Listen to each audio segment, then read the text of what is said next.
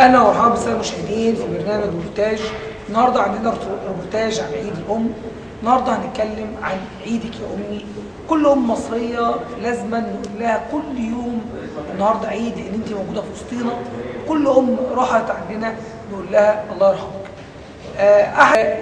طبعا احقاقا للحق الام ما نقدرش نوفيها حقها لو قعدت اتكلم من هنا لبكره، يعني عشان ما حدش يقول اختصرت، انا مش هقدر اجي اوفي حقها.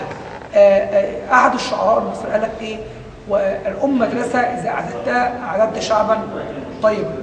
النهارده هنجيب احد الاشخاص اللي رحل عنه امه، وهنقدر نعرف ايه الاسرار اللي كانت محدش يعرفها. هنعرف، هيقدر يقول لنا ايه الفرق ما بين فتره وجود والدته وفتره رحيلها.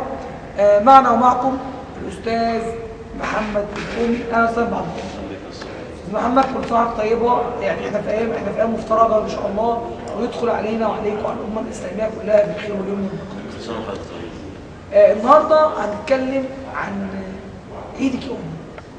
عيدك يا امي ما يحسش بيها غير اللي افتقدها. فينك يا امي؟ عيدك يا امي، فينك يا امي؟ النهارده عايزين نقول في البدايه نعرف المشاهدين مين هو محمد الكومي، ومين هي والدة محمد الكومي. اتفضل. محمد فزاع الكومي والدتي الله يرحمها الحاجة عواطف الكومي رحمة الله عليها.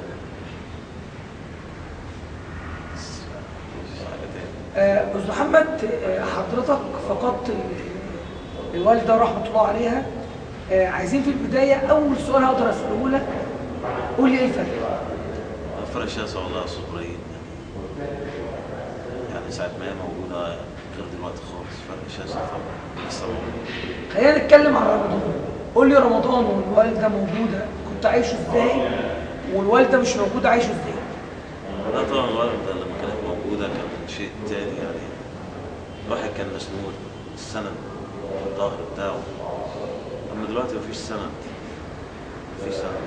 راحت اللي كانت السند، كانت بتلمنا وكانت حنينة علينا كلنا، حنينة على البيت كله، سواء أنا أو إخواتي أو حتى عمي وعياله. هي كانت هي الأم الكبيرة، هي اللي كانت لما البيت كله حواليها. أما دلوقتي كل واحد بقى في طريق. عندنا يعني أول حاجة عايزين نعرفها من حضرتك يوم وفاة والدة حضرتك. قول لي اليوم ده أنت عرفت الخبر إزاي وعشته إزاي؟ معلش هقسم لك عدة أحزانك، بس الجمهور بقى محتاج يعرف التفاصيل الصغيرة دي. أنا كنت في المستشفى وأنا واقف قدام العنبر، فلقيت أخويا جاي بيجري بيقول لي أمك ماتت. من الصدمة جريت، وأنا رجلي أصلا معرفش جريت إزاي، معرفش جريت إيه. عايز أقول لك حالتي غير عادية رغم إن أنا الكبير، يعني بيتأشتم وبتاع. بس قبل الموضوع ما يتقال لي الخبر أنا جات لي زي حالة غمامة كده على عيني، حسيت فيها إن أمي ماشية. نفس الموقف ده حصل لي ساعة والدي رحمة الله عليه، نفس اللي حصل بالظبط. مجرد ان انا اغمض عينيا وافتح كده اعرف ان يعني حد مات، او مثلا والدي مات، والدتي ماتت. حضرتك والدتك توفت قد ايه؟ والدتي سنتين. ثلاثة سنتين بالظبط، يعني في الشهر ده تمت سنتين. كان يوم 4/3/3. قول لنا، يعني احنا عارفين ان كل بيت مصري بيجمع بين الام اللي هي الحما وبين الزوجه وبين الاولاد.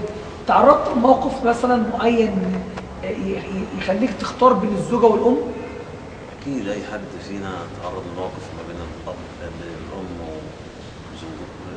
وزوجته، بس اكيد طبعا الراجل العاقل اللي بيحاول يلم المواضيع ما يبقاش في فرق بين الام وزوجته. بالعكس، انت امك دي لو عملت ايه دي امك، مش هتقدر تعوضها. اما الزوجه ممكن تتعوض، بس الام لا ما تتعوضش ابدا باي شكل من الاشكال. قرار خدته في حق والدتك وندمان عليه دلوقتي؟ ان انا بعدت عنها في اخر شهر لما نقلت بيت الجديد. ندمت؟ طبعا لحد اللحظه. لو رجع بك الزمن هتسيبها؟ اكيد لا طبعا. خالص؟ خالص. عايزين سر ما بين محمد الكومي وامه ومحدش يعرفه. والله هو مفيش سر والله، يعني بينه وبينهم مفيش اسرار، بس هي كان على لسانها يا محمد خلي بالك من اخواتك. نفس الكلام برضه والدي رحمه الله عليه برضه قبل ما يموت برضه قال لي يا محمد خلي بالك من اخواتك وامك. نصحتك نصيحه ويعني ما سمعتش كلامها وشفتها دلوقتي؟ يعني قالت لك مثلا على نصيحه بلاش يا محمد ده او اعمل ده وانت ما سمعتش الكلام وهي موجوده وبعد مرور سنتين من وفاتها والدتي محقه؟ اكيد في كان في حاجه قالتها لي بس طبعا مش هينفع اقولها على. بس في حاجه قالتها لك؟ هي في حاجه قالتها لي ودي مش هقدر اقولها خالص حتى سر؟ قالت لك يا محمد طب قول لنا قالت لك بلاش ولا اعمل؟ لا هي قالت لي بلاش. قالت لك بلاش تعمل ده وانت عملته ودلوقتي بتندم؟ اكيد تقدر ترجع انك انت عملته ده؟ صعب. خلاص قرار اتعمل ومش هينفع يتراجع فيه. ده خالص. عايزك بنسمع الفترات دي بنلاقي بنقابلها في الشارع، بنلاقي ولد او شاب او بتاع بيزعق وبيرفع صوته عليها وممكن يغلط فيها، تقول له ايه؟ لا هيندم ندم عمره الا الام بالذات. ده لو عملت ايه انا هشيلها فوق دماغي. انا والدي رحمه الله عليه كان تملي، يعني انا حضرت ست اللي هي ام ابويا كان تملي والدي يشيلها شيل على الارض، يعني لدرجه عشان هو كده برضه غرس فينا الحته دي. انا برضه لما يعني كانت والدتي موجوده وكانت بتتعب كنت اقول لها يا ماما انا اشيلك تقول لي يا محمد ما ينفعش يا ابني، اقول لها لا ده انا اشيلك فوق دماغي كمان.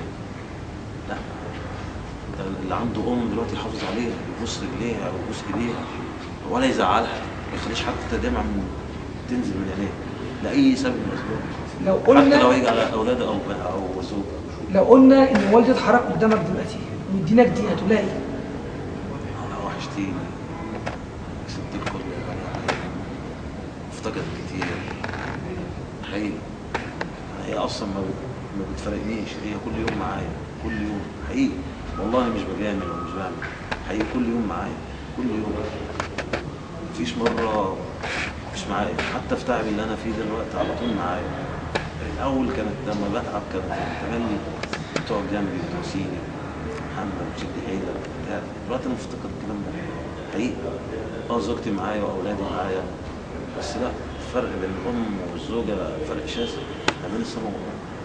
رحمة الله والدتك رحمة الله كلها يا رب.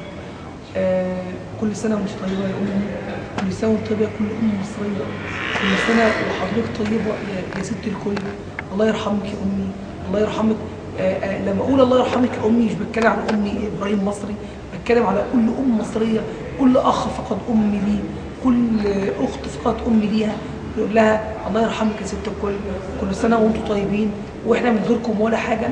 نشوفكم إن شاء الله في حلقة جديدة من روبرتاج عيدك يا أمي. معكم إبراهيم مصري وحسن سعيد، إلى اللقاء.